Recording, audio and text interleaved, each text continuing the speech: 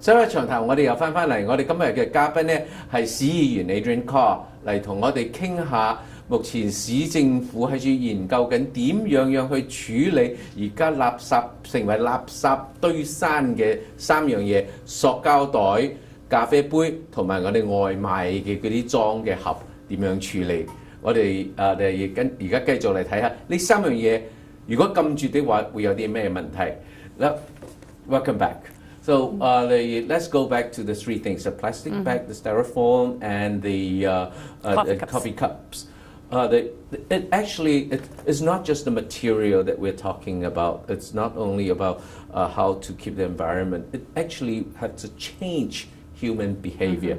Because you like it or not, plastic has been part of our life. The coffee cup has been definitely part of our life. And how do you change those human behavior which affects businesses, affects economy, affects the convenience? Yeah. Well, you're right. It's part of our lives now, but I think we all need to reflect on the fact that it's only been kind of one generation where it's been part of life. I mean, basically, only like my mother's generation, people did carry cloth bags for, and they didn't have throwaway containers. So this has all been, basically in the last 30 years or so that we've seen such an incredible use of the plastics. But bad behavior is hard to crack. Well, it is. And so often there are different ways of doing it. One is that you just don't make those products available, but we could talk about that in a little bit. I mean, just to outright ban or to just not make available things. A second is to offer people incentives. So, you, for example, may want to think, or the city may want to think about encouraging businesses to give people a price break on a coffee when they bring their own mug. And I think some of them are doing it now, but it doesn't really have any positive results. Yeah, well, I'm starting to see more people doing it, and people have said to me, well, I like to bring my own mug because actually my mug I know is a little bit bigger, and so I actually get more coffee. So, that's an incentive idea. But the third, like and I this think, one? there you go. See that? It's who knows? Is that a large? Is that an extra large? We don't know, but it's got a lot in there. And the third is education. Where I find the biggest barrier for people is that they don't know what to do with the different like compostable materials. They don't know to freeze them, for example, especially in the summertime, and not just leave them out. And in terms of plastic bags and coffee cups and those things, I mean, I do have my own coffee cup like you, and although I drink tea, and so for me, I feel good that I'm not wasting those products. I have ample numbers of bags that I carry around that are cloth bags and reusable bags, and it's wonderful. And to me, I must admit that I think about it every time I'm asked at a counter, would you like a plastic bag? That'll be 5 cents more.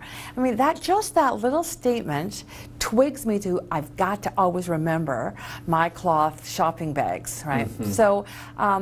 And then I think that it's really educational. People need to know, as I say, what to do with different products. If they don't know what to do with the products, if they don't know which ones to recycle or whatever, it's very hard for them to change. Like plastic bag, it is not just the human behavior. It's actually penetrated to every aspect of our life. For instance, if you go shopping, yes, I can bring my own cloth or big bag, which is by itself now another pollution. Yeah. It's too many bags giving up around. But when you buy seafood, fish, things that is wet, you need plastic bag. So those kind of balance it out, when to use, when not to use. It's I don't know if the regulations or rules will be helpful, but how would you like the education piece to be included in this? Well, I think that we need really good access to websites, as I mentioned the websites before, so that people know where to go to get the information. I think there needs to be signage so that around different different places in terms of I don't know if you know this, but Granville Island is banning plastic bags, so that as of July 1st, you won't be able to get a plastic bag, and there's a lot of fish sold on Granville Island. So people are going to have to think about alternatives, and I hope that what they do is post some examples of what might be good alternatives for people, so that they say no plastic bags available, but instead bring there's those bags that are nylon bags.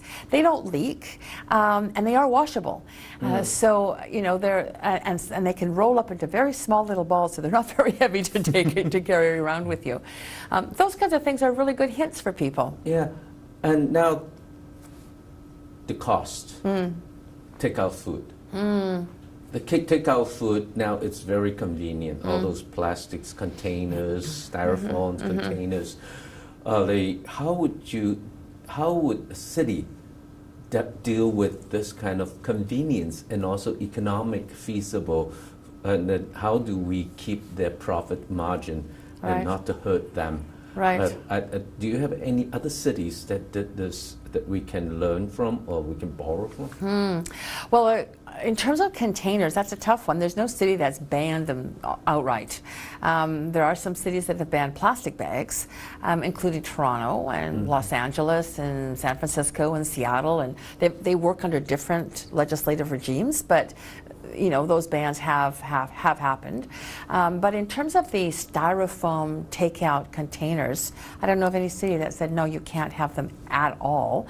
But certainly the trend is going towards the encouragement, it's not a requirement yet, but the encouragement of fast food outlets or food restaurant outlets to use that hard cardboard instead, because that's compostable, and they don't leak. They're solid and good, but they may have a little bit of an extra cost.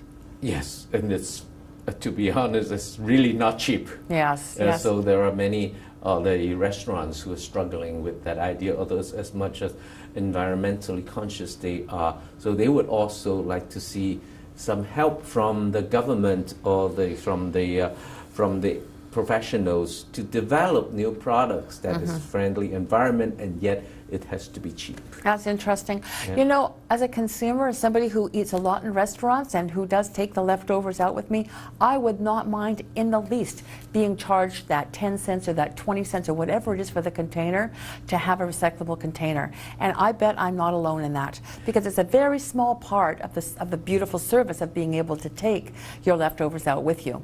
You must be, if I'm telling you the next thing, you will be very deeply, deeply touched. I have a friend who carried in his car all kind of glass containers.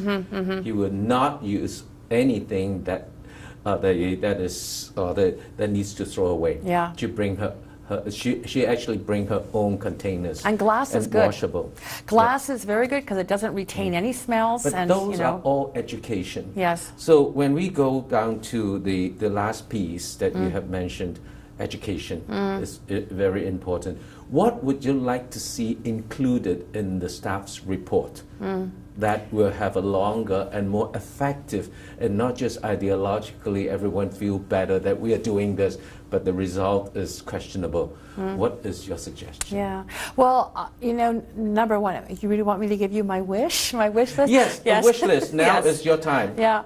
Okay, well, first of all, I would love to see the city support a student employment program where in the summertime we hire students and they put together an educational program, and they go around and teach people in condos or do neighborhood meetings and teach people at the neighborhood level of how to recycle well. What things, what do you do with a bottle that's plastic, but it's got a little a metal ring around it? Is that still okay? Did you know that it's still okay to recycle it? I mean, I just learned that recently. How do you find the recycle symbol of which number on the bottom of the bottle? What do you do with, some particularly odorous food scraps? I think that we don't have enough jobs for youth. We need education, and I think that that young people engaged in educating citizens at large would be fun, exciting, good for the economy in terms of youth employment, and there's nothing like seeing to make you learn. Like, you can read things and see things on websites, but really, I think somebody teaching you in a hands-on, practical way really makes a big difference. I think that is something that is really very important, because I always believe that punitive measures doesn't work.